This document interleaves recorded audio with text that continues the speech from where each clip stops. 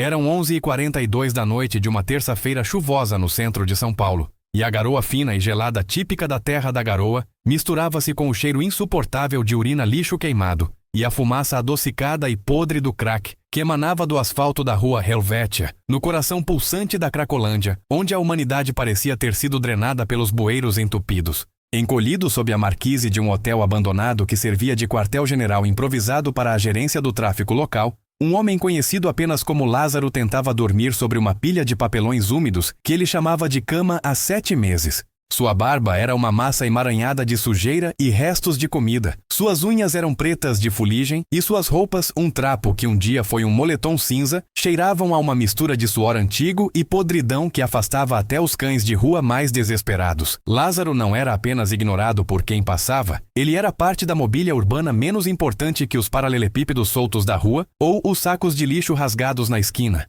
Naquela noite, 4 integrantes da disciplina do 1º Comando da capital, responsáveis pela segurança do perímetro do fluxo, estavam entediados e procuravam qualquer forma de entretenimento barato para passar o tempo enquanto vigiavam a movimentação frenética dos usuários. Um deles, conhecido pela alcunha de varejeira, segurava um copo de plástico com cerveja quente misturada com bituca de cigarro, e ao passarem por Lázaro, ele despejou o líquido fétido sobre a cabeça do homem adormecido, rindo como se tivesse acabado de contar a melhor piada do mundo. Os outros criminosos explodiram em gargalhadas cruéis, chutando as canelas do mendigo com suas botas táticas e gritando que ele precisava de um banho urgente, pois estava empesteando o ar que eles respiravam.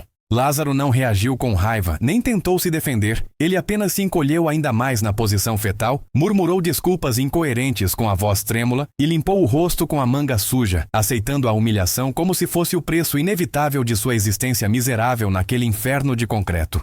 Varejeira, não satisfeito, jogou uma moeda de 50 centavos no chão perto da poça de cerveja e cuspiu no prato de isopor, onde Lázaro guardava um resto de arroz azedo, gritando para ele comprar dignidade com aquela esmola. O que Varejeira e seus comparsas ignoravam mortalmente e o que selaria o destino de toda aquela célula criminosa era que aquele morador de rua que parecia ter o cérebro derretido por anos de consumo de pedra estava na verdade memorizando cada detalhe microscópico daquela agressão com a precisão fria de um computador. Ele registrava mentalmente a tatuagem de palhaço no pescoço de Varejeira, que indicava matador de polícia, o modelo exato do rádio comunicador na cintura do segundo homem, a placa do carro blindado que parou na esquina naquele exato momento, e o horário preciso da troca de turno dos olheiros nas lajes vizinhas. O homem que eles humilhavam e tratavam como lixo biológico não era Lázaro e nunca tinha fumado uma pedra de crack em sua vida. Seu nome verdadeiro era Miguel Alencar, e 6 anos antes ele vestia ternos italianos sob medida e portava um distintivo dourado da Divisão de Inteligência do Departamento de Investigações sobre Narcóticos, colaborando diretamente com grupos de elite da Polícia Federal e do Ministério Público. Miguel era o que no jargão da espionagem chamavam de fantasma, um operador de elite especializado em infiltração profunda, treinado por instrutores israelenses em técnicas de mimetismo urbano e sobrevivência psicológica extrema. Miguel não era um policial comum que dava tiros e chutes em portas em operações ostensivas, ele era o homem que destruía impérios criminosos de dentro para fora, tornando-se aquilo que os bandidos mais desprezavam para se tornar o que eles mais temiam. A sua carreira tinha sido brilhante, desmantelando quadrilhas de roubo de carga e redes de sequestro em todo o estado, mas em outubro de 2017, seu diretor lhe apresentou a missão suicida que definiria sua vida e quase destruiria sua alma. O 1º Comando da capital havia transformado um quarteirão específico do centro de São Paulo em um bunker financeiro impenetrável onde a lei do estado não tinha poder algum. Não era apenas um ponto de venda de drogas varejista, era o centro nevrálgico de lavagem de dinheiro que movimentava cerca de 5 milhões de reais por semana, em espécie dinheiro que financiava a compra de fuzis e munição para dominar as fronteiras do país. A casa-alvo, um antigo casarão tombado na Alameda, Dino Bueno, operava com uma eficiência empresarial assustadora, protegida por câmeras de reconhecimento facial, bloqueadores de sinal de celular, rotação de segurança a cada 6 horas e um sistema de túneis subterrâneos que conectava 3 prédios vizinhos, permitindo rotas de fuga impossíveis de rastrear. As autoridades haviam tentado 5 operações massivas em 2 anos, e todas falharam miseravelmente, resultando em tiroteios sangrentos e nenhuma apreensão significativa, porque o PCC sempre sabia antes. Havia vazamentos na corporação, havia olheiros em cada esquina e a estrutura era perfeita. A única solução viável e desesperada era colocar alguém lá dentro, alguém que não parecesse polícia, alguém que não parecesse sequer humano, alguém que fosse invisível aos olhos de quem vigiava tudo.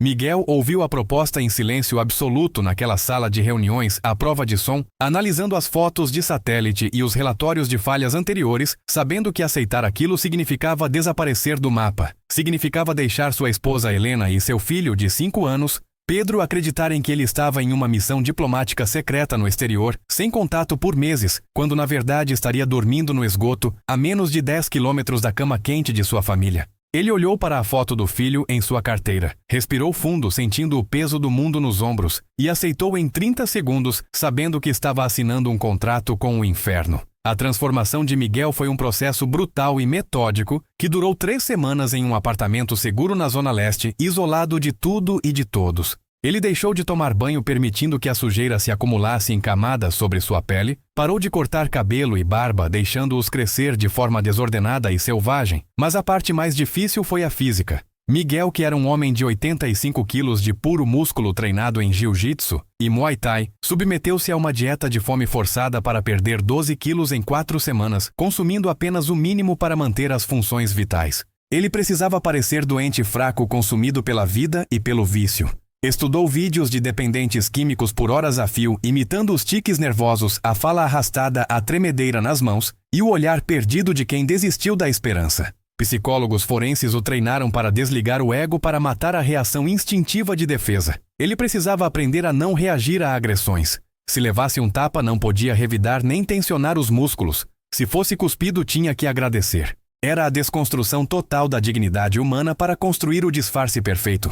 Em 23 de novembro de 2017, Miguel Alencar deixou de existir oficialmente. Às 5 da manhã de uma quinta-feira cinzenta, um vulto sujo e trêmulo foi despejado de uma van descaracterizada perto da Estação da Luz, carregando apenas um saco de lixo com alguns trapos. Nas primeiras semanas, Lázaro focou apenas em sobreviver e ganhar o direito de solo naquele território hostil. Ele não se aproximou do casarão-alvo imediatamente, pois qualquer movimento brusco ou interesse repentino seria fatal. Ele precisava se tornar parte da paisagem. Dormia sob viadutos, disputando espaço com ratos enormes, brigava por restos de comida em caçambas de restaurantes populares e pedia esmolas nos semáforos da Avenida Rio Branco, com a mão trêmula e o olhar suplicante. Aos poucos, a comunidade do fluxo o aceitou como mais um nóia inofensivo que tinha perdido o juízo. Ele era o louco que falava sozinho e sorria para as paredes, que não representava ameaça a ninguém. Em 2 meses de inferno, ele migrou lentamente para a rua Helvétia, estabelecendo seu ponto fixo a exatos 40 metros da entrada do casarão do PCC. Dali, encolhido em seus papelões, ele tinha a visão privilegiada do inferno e do paraíso fiscal do crime organizado. A rotina era um teste diário de sanidade que faria homens normais quebrarem em dias.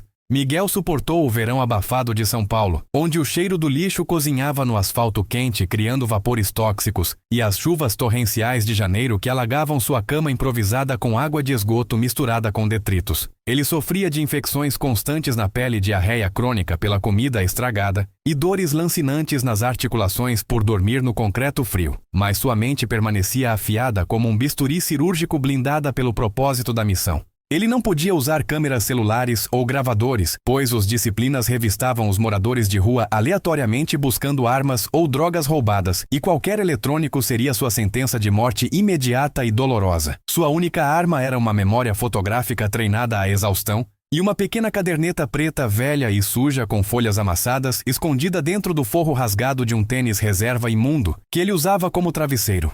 Ali, na calada da madrugada, protegido pela escuridão, ele escrevia em um código criptografado que ele mesmo desenvolveu, parecendo apenas rabiscos de um louco para quem olhasse de fora. Horários de chegada e saída, placas de veículos, modelos de armas, rostos e hierarquia.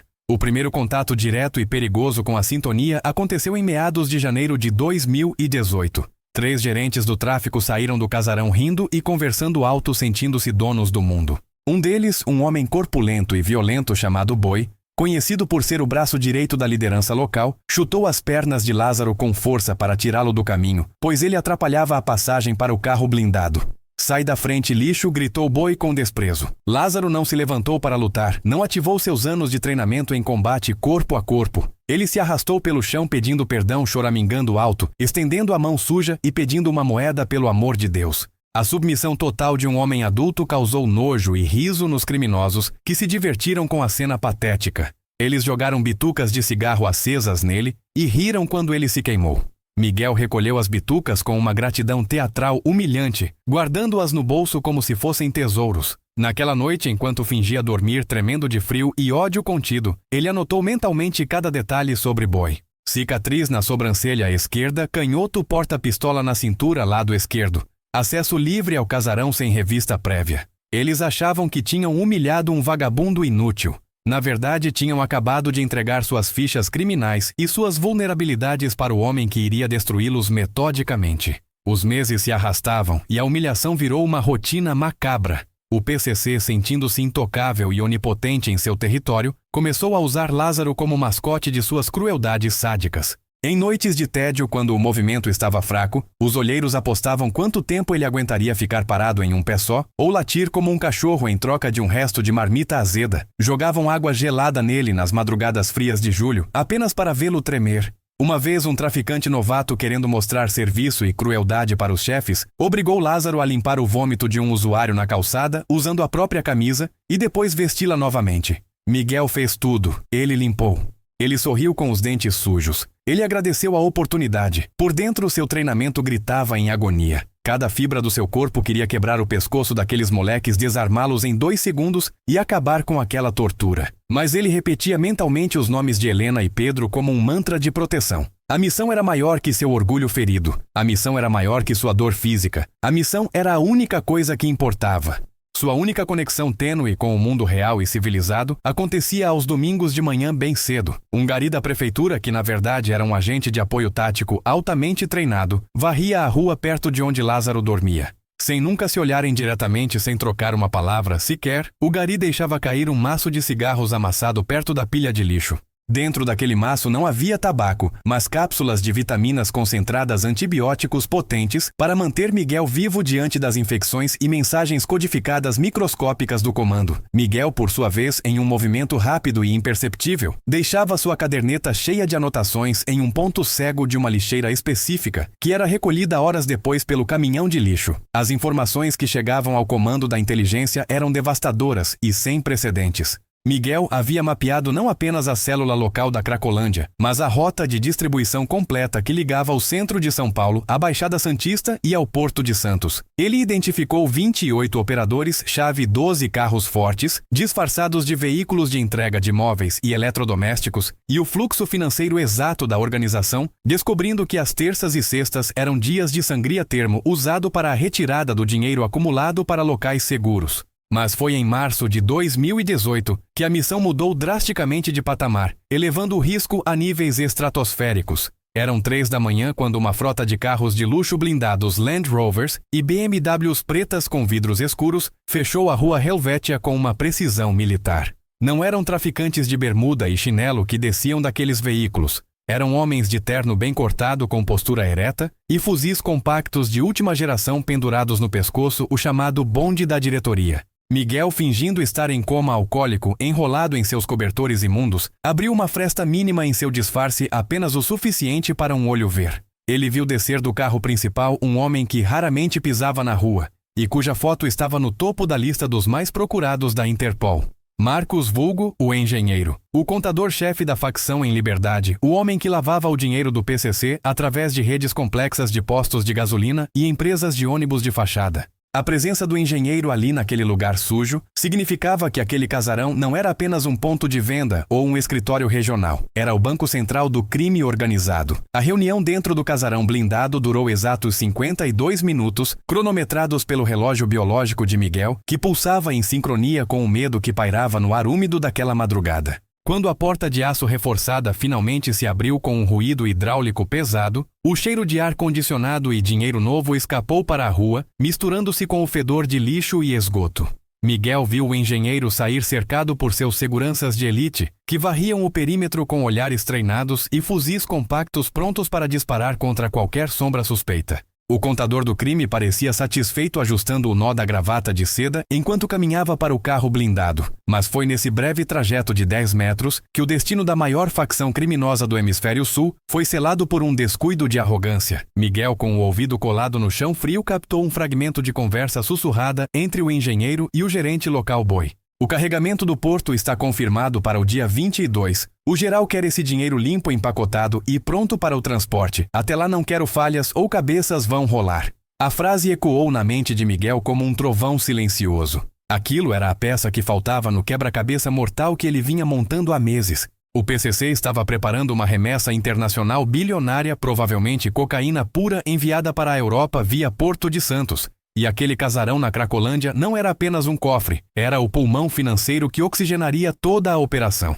Se o Estado conseguisse golpear aquele local na hora exata, quebraria as pernas da organização por anos, descapitalizando a estrutura e expondo a rota internacional. O engenheiro entrou no carro, a comitiva partiu em alta velocidade cantando pneus, e Miguel permaneceu ali tremendo não de frio, mas pela adrenalina tóxica de saber que carregava em sua memória a sentença de morte de dezenas de homens perigosos. Mas a pressão psicológica sobre Miguel começou a cobrar um preço alto demais, e a linha tênue entre o personagem Lázaro e o agente Miguel começou a borrar perigosamente nas semanas seguintes. Ele começou a ter pesadelos vívidos e alucinatórios, onde não conseguia mais falar o português correto, e culto apenas às gírias cortadas e os grunhidos de Lázaro. Às vezes, acordava no meio da tarde com o sol queimando seu rosto sujo, sentindo uma apatia real, uma vontade avassaladora de desistir de tudo, de fechar os olhos e deixar a vida esvair-se naquele asfalto imundo.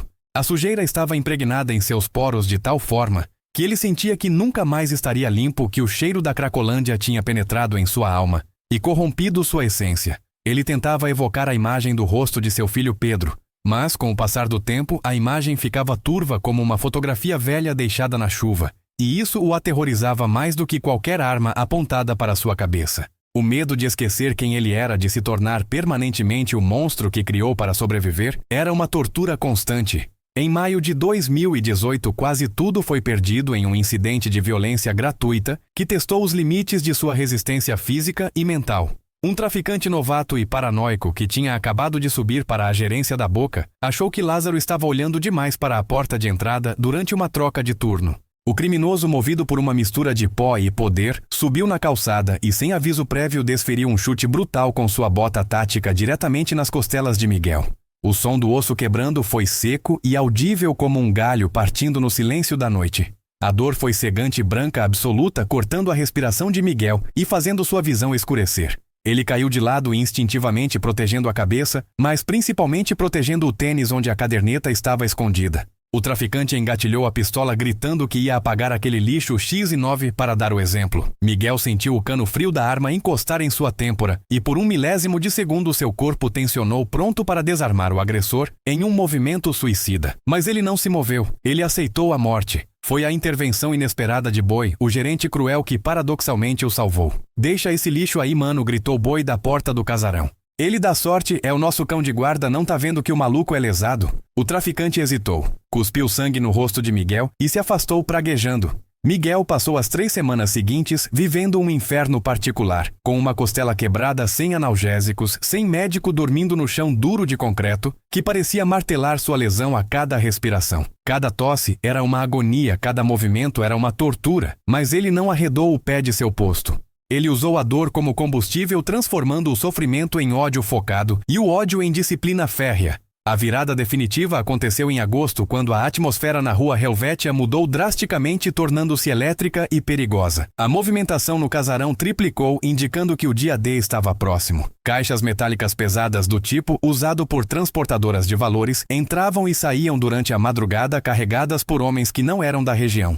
Miguel notou a chegada de reforços externos, homens com sotaque paraguaio e cortes de cabelo militares portando armamento pesado calibre .50 e fuzis de assalto com miras térmicas. O PCC estava transformando o centro de São Paulo em uma fortaleza inexpugnável, preparando-se para defender seu capital a qualquer custo. Miguel sabia que quando a operação começasse, ele estaria posicionado na zona de morte, o lugar mais perigoso do planeta naquele momento.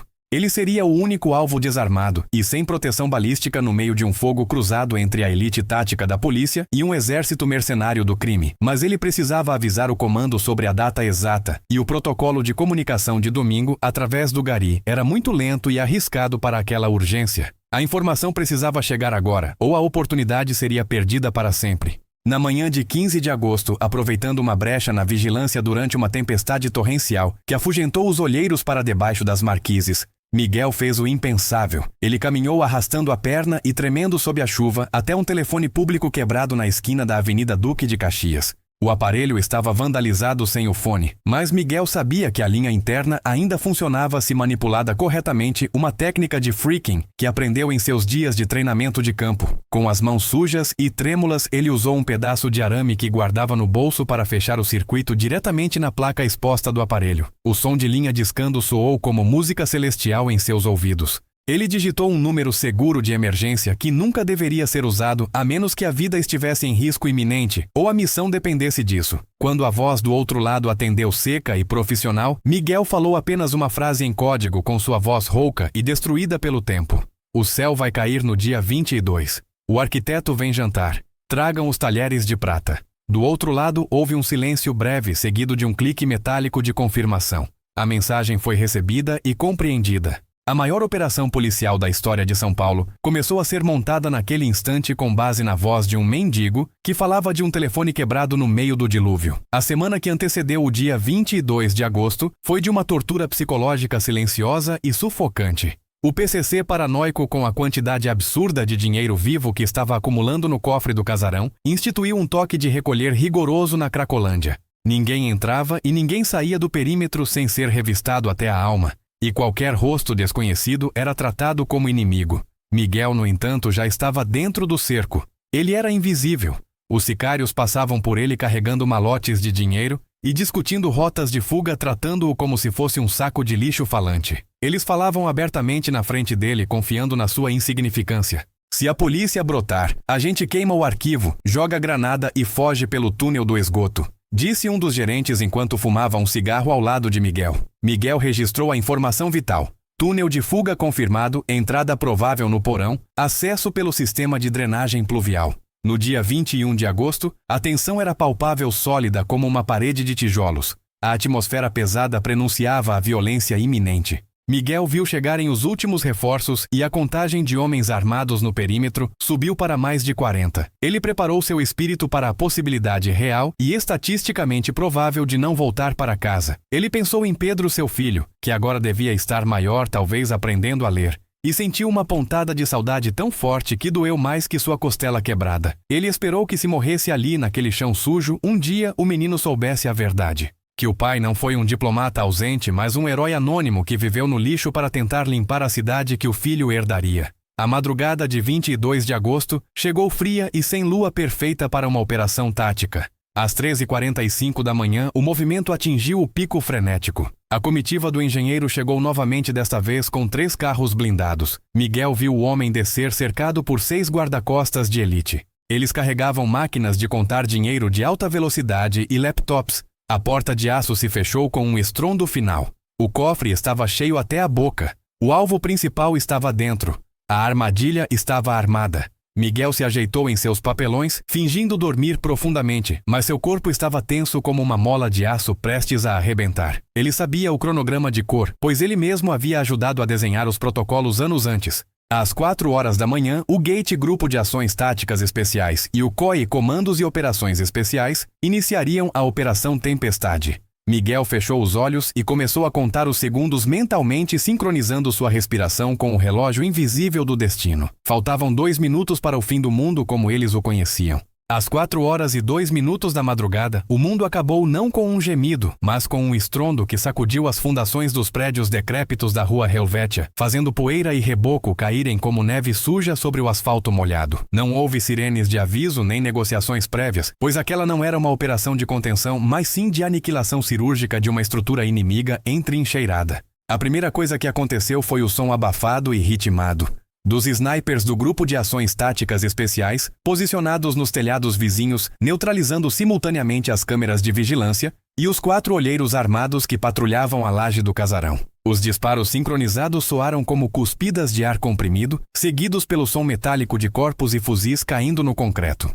Antes que o eco desses disparos se dissipasse, as cargas de demolição linear colocadas silenciosamente na porta de aço reforçada detonaram com uma violência controlada que transformou a barreira impenetrável em metal retorcido e fumaça quente. A onda de choque da explosão atingiu Miguel como um soco físico no peito, fazendo seus ouvidos zumbirem e o chão tremer sob seu corpo magro encolhido nos papelões. Ele sabia exatamente o que viria a seguir, e por isso rolou instintivamente para a esquerda, pressionando seu corpo contra uma mureta de concreto baixa, que ele havia identificado meses antes como o único ponto de cobertura segura naquela calçada exposta. Granadas de efeito moral, flashbangs, foram lançadas para dentro do buraco fumegante, onde antes havia uma porta transformando a noite escura em dia, com flashes cegantes de luz branca e estrondos que desorientavam o sistema nervoso central de qualquer um que não estivesse preparado. Gritos de polícia, deita, deita, e federal mãos na cabeça vieram de todas as direções, simultaneamente criando uma parede sonora de autoridade absoluta.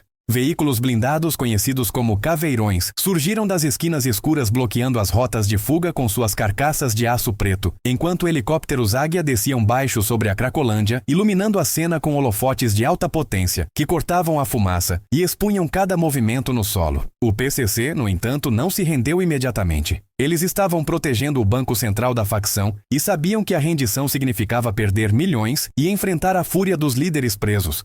Rajadas de fuzil AK-47 e AR-15 rasgaram o ar de dentro para fora do casarão, buscando cegamente os policiais que avançavam em formação tática de escudo. Miguel viu as balas traçantes unindo a centímetros de sua cabeça, ricocheteando no asfalto e arrancando pedaços da parede acima dele. Ele estava no centro do furacão, a zona de morte onde a vida humana valia menos que o cartucho de latão que caía no chão. Ele viu Varejeira, o homem que meses antes havia jogado urina nele, sair correndo por uma porta lateral em pânico, atirando a esmo com uma pistola modificada tentando abrir caminho na base do desespero. A resposta da equipe do COI foi imediata e definitiva. 2 operadores com miras holográficas dispararam em uníssono e Varejeira caiu antes de dar 3 passos, neutralizado com precisão letal, sua arma deslizando para longe no asfalto molhado.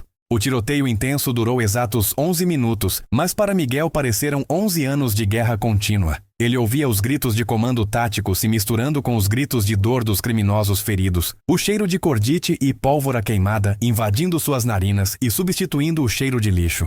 Ele viu quando a equipe de brecha avançou para o interior do casarão, movendo-se como uma máquina única e imparável.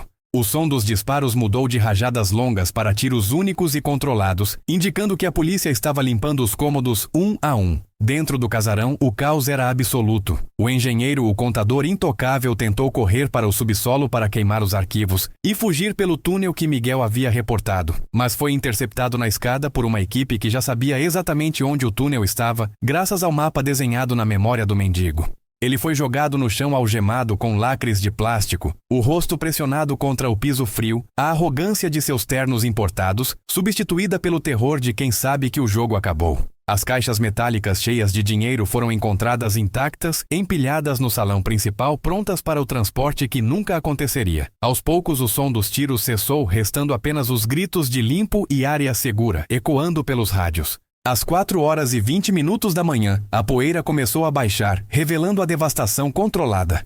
A área externa estava segura, cercada por dezenas de policiais federais e militares fortemente armados. Ambulâncias táticas se aproximavam para atender os feridos. Miguel ainda estava encolhido atrás da mureta, coberto de poeira de concreto, tremendo não mais de medo, mas pela descompressão da adrenalina que inundava seu sistema. Ele manteve o personagem até o último segundo, recusando-se a levantar a cabeça, até ter certeza absoluta de que o perímetro estava frio. Um capitão do gate com o rosto coberto por balaclava e o uniforme cinza camuflado manchado de fuligem, aproximou-se do local onde o monte de lixo e papelão se movia levemente. Ele ignorou os corpos dos criminosos no chão, ignorou os milhões de reais sendo contabilizados lá dentro, e caminhou direto para o mendigo. Os outros policiais olhavam sem entender por que o comandante da operação estava perdendo tempo com um vagabundo no meio daquela cena de crime de alta prioridade. O capitão se ajoelhou no asfalto sujo, ficando na altura dos olhos de Miguel, e falou baixo apenas para que ele ouvisse a frase de código que marcaria o fim do pesadelo.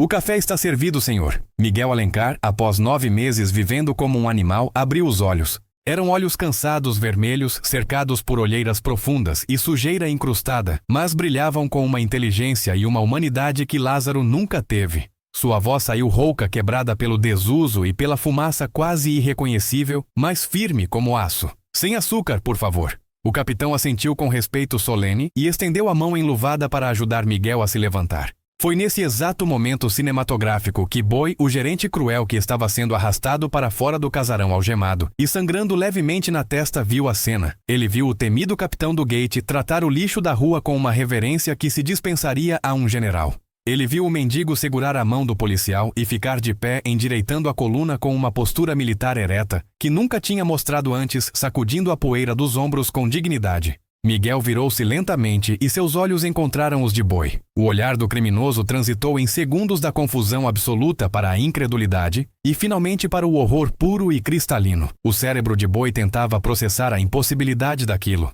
O homem que ele chutava, que ele cuspia, que ele usava de tapete, não era um viciado inútil. Era o arquiteto de sua destruição. Era a razão pela qual seus amigos estavam mortos ou presos. Era o olho que tudo via. Miguel passou por Boi a menos de 1 metro de distância. O criminoso instintivamente se encolheu, esperando um chute, um cuspe, uma vingança física, qualquer coisa que equilibrasse a balança das humilhações passadas. Mas Miguel apenas parou. Ele olhou profundamente nos olhos do traficante com uma indiferença gélida, uma superioridade moral que doeu mais que qualquer soco. Ele não disse uma palavra. Ele não precisava. O silêncio de Miguel gritava que Boi era insignificante, que ele era apenas um alvo neutralizado, um número em um relatório. Miguel continuou andando mancando levemente em direção ao blindado da polícia que o aguardava com a porta aberta. Ele entrou na segurança do veículo climatizado, sentando-se no banco acolchoado, e a porta pesada se fechou, isolando-o do cheiro da Cracolândia pela primeira vez em quase 300 dias. Lá fora, o engenheiro era colocado em outro carro, gritando com seus advogados pelo celular que milagrosamente ainda tinha, mas sua voz era abafada pelo som dos rotores do helicóptero que pairava acima vigiando a vitória do Estado. Dentro do blindado, um médico tático já esperava Miguel com soro intravenoso e cobertores térmicos limpos. Quando a agulha perfurou sua pele desidratada e o líquido frio começou a entrar em suas veias, Miguel encostou a cabeça na parede de metal do veículo e fechou os olhos. Uma lágrima solitária e limpa traçou um caminho através da sujeira em sua bochecha. Não era uma lágrima de alegria. Era uma lágrima de luto. Ele estava deixando Lázaro para trás, o personagem que o manteve vivo, mas que também havia absorvido tanta dor e humilhação. Ele sabia que a parte mais difícil da missão não tinha sido entrar no inferno nem sobreviver ao tiroteio. A parte mais difícil começaria agora. Ele teria que matar o vagabundo dentro dele e tentar ressuscitar o homem que ele costumava ser antes que fosse tarde demais. O rescaldo da Operação Tempestade atingiu a mídia nacional como um tsunami, varrendo as manchetes dos principais jornais e interrompendo a programação matinal das emissoras de televisão com imagens aéreas espetaculares da rua Helvétia sitiada. A Polícia Civil e o Ministério Público de São Paulo apresentaram em uma coletiva de imprensa histórica o maior volume de dinheiro vivo já apreendido, em uma única ação contra o crime organizado, 32 milhões de reais, em notas de 50 e 100 empilhadas como tijolos de uma construção macabra, além de documentos contábeis criptografados que ligavam a célula da Cracolândia a máfias na Europa e na África Ocidental. 23 criminosos de alta periculosidade foram presos, incluindo o engenheiro que teve sua foto de terno e gravata algemado, estampada em todos os portais de notícias, simbolizando a queda de um intocável. A infraestrutura financeira da facção no centro da capital foi obliterada, descapitalizando a organização em um momento crítico e forçando o cancelamento da operação internacional no Porto de Santos, o que gerou prejuízos calculados na casa dos bilhões. Mas a história verdadeira, a narrativa humana e sangrenta que ninguém contou nos jornais, acontecia longe dos holofotes em um quarto isolado de um hospital privado de alta segurança na Zona Sul, vigiado 24 horas por agentes federais descaracterizados. Miguel Alencar passou as 2 primeiras semanas na unidade de terapia intensiva, não por ferimentos de bala, mas pelo colapso sistêmico de seu corpo que finalmente cobrou a conta de 9 meses de negligência extrema. Ele foi diagnosticado com desnutrição severa, pneumonia bacteriana avançada, sarna, infecções fúngicas na pele e insuficiência renal aguda causada pela desidratação crônica. Seu corpo estava destruído, uma carcaça magra e marcada por cicatrizes e feridas abertas que os médicos tratavam com a delicadeza de quem restaura uma obra de arte vandalizada. Mas sua mente estava em um lugar ainda mais escuro e perigoso, onde os antibióticos não podiam chegar. A descompressão psicológica foi brutal e aterrorizante. Miguel acordava gritando no meio da noite, encharcado de suor frio, arrancando os acessos venosos do braço, porque em seus pesadelos vívidos, os tubos eram cobras ou cordas usadas pelos traficantes para torturá-lo. Ele tinha dificuldade para dormir na cama macia do hospital, muitas vezes sendo encontrado pelas enfermeiras, dormindo no chão frio do banheiro, enrolado em lençóis, porque seu corpo havia se condicionado a rejeitar o conforto e associar a maciez à vulnerabilidade. Ele escondia comida debaixo do travesseiro, pães e frutas que roubava da própria bandeja, com medo de que a comida acabasse no dia seguinte, um reflexo de sobrevivência da rua que demoraria meses para desaparecer. A sujeira parecia ter entrado em sua alma. E ele passava horas no chuveiro, esfregando a pele até sangrar, tentando lavar uma imundície que não estava mais lá fora, mas sim dentro de suas memórias. O reencontro com a família foi o momento mais difícil e doloroso de toda a missão, mais angustiante do que qualquer arma apontada para sua cabeça. Quando Helena, sua esposa, entrou no quarto segurando a mão de Pedro, agora com 6 anos, o choque foi visível. Helena tentou ser forte, mas as lágrimas correram livremente ao ver o marido transformado naquele espectro de homem. Mas foi a reação de Pedro que quebrou Miguel em pedaços. O menino recuou assustado, escondendo-se atrás da perna da mãe, olhando com terror para o homem barbudo e magro na cama. "Esse não é meu pai", sussurrou o garoto com a honestidade brutal das crianças. Aquela frase atingiu Miguel como um tiro de fuzil no peito. Ele chorou.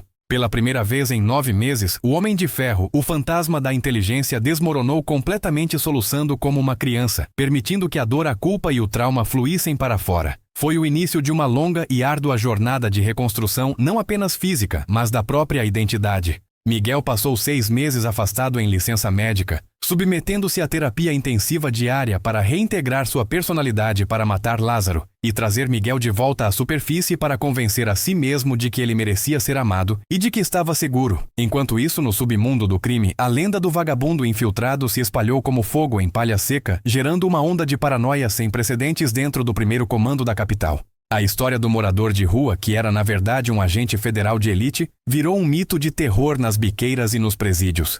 A liderança da facção, sentindo-se vulnerável e exposta, iniciou uma caça às bruxas interna sangrenta, executando gerentes e soldados suspeitos de negligência. Os traficantes começaram a expulsar violentamente moradores de rua de perto de seus pontos de venda, com medo de que fossem outros fantasmas disfarçados. A eficiência operacional da facção caiu drasticamente porque a confiança base de qualquer organização criminosa havia sido envenenada na raiz. O dano psicológico causado por Miguel foi tão devastador quanto o dano financeiro, pois ele plantou a semente da dúvida permanente no coração da organização mais perigosa do país, provando que eles não eram oniscientes. 1 ano depois, Miguel foi reformado com honras máximas em uma cerimônia secreta e fechada no gabinete do secretário de Segurança Pública. Ele recebeu a medalha de bravura e foi promovido a comissário, mas tomou a decisão difícil de nunca mais voltar ao trabalho de campo. O custo tinha sido alto demais e ele sabia que havia deixado uma parte de si na rua Helvétia que nunca recuperaria. Ele se tornou instrutor sênior na Academia de Inteligência da Polícia, ensinando a nova geração de agentes sobre os limites da mente humana e as técnicas de sobrevivência em ambientes hostis, passando seu conhecimento adiante para que outros pudessem continuar a luta com mais preparo do que ele teve. A vida aos poucos voltou a um novo normal.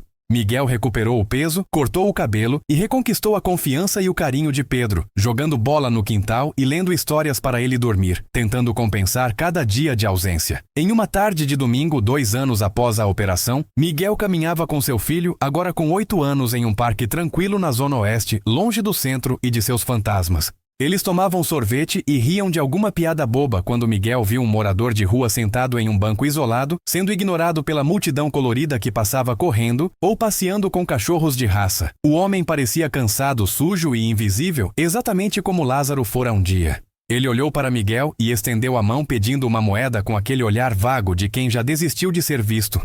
As pessoas ao redor desviavam o olhar com nojo ou indiferença, apressando o passo. Miguel parou. Ele sentiu um arrepio na espinha, uma conexão elétrica com aquele ser humano que o resto do mundo descartava. Ele soltou a mão do filho por um instante. Caminhou até o homem, agachou-se para ficar na altura dos olhos dele, ignorando o cheiro e a sujeira, e colocou uma nota de R$50 em sua mão calejada. Mas ele não deu apenas o dinheiro. Ele olhou nos olhos do homem com respeito profundo. Apertou sua mão com firmeza, sentindo a textura áspera da pele, e disse com voz embargada: "Eu vejo você, irmão. Fique firme. Não desista." O morador de rua se surpreendeu com o contato humano, com o toque de pele com pele que não sentia há anos, e seus olhos se encheram de lágrimas silenciosas. Miguel voltou para o filho que observava a cena com curiosidade. Quem era ele, papai? Perguntou o menino enquanto continuavam a caminhada. Miguel olhou para trás vendo o homem segurar a nota contra o peito e respirou fundo, sentindo o ar limpo do parque encher seus pulmões curados. Era alguém que está lutando uma guerra que ninguém vê, filho, respondeu Miguel com a sabedoria de quem conheceu o inferno. Nunca julgue quem está na sombra ou quem parece não ter valor. Às vezes é lá no meio da sujeira e do esquecimento que a luz mais forte e a coragem mais verdadeira estão escondidas. A Operação Tempestade entrou para os livros de história tática e jurídica do Brasil como um caso de sucesso absoluto. Mas para Miguel Alencar, a vitória não foi o dinheiro apreendido, as medalhas na gaveta ou as prisões dos chefões. A vitória verdadeira foi provar para si mesmo e para o mundo que a maior arma contra o mal não é um fuzil automático ou um blindado indestrutível, mas sim a vontade inquebrável de um homem disposto a sacrificar sua própria humanidade temporariamente para proteger a humanidade dos outros. O PCC humilhou um vagabundo achando que ele era nada, e sua resposta não foi o ódio gritado, ou a violência imediata, foi a justiça absoluta, implacável e silenciosa. E isso eles jamais imaginaram ser possível.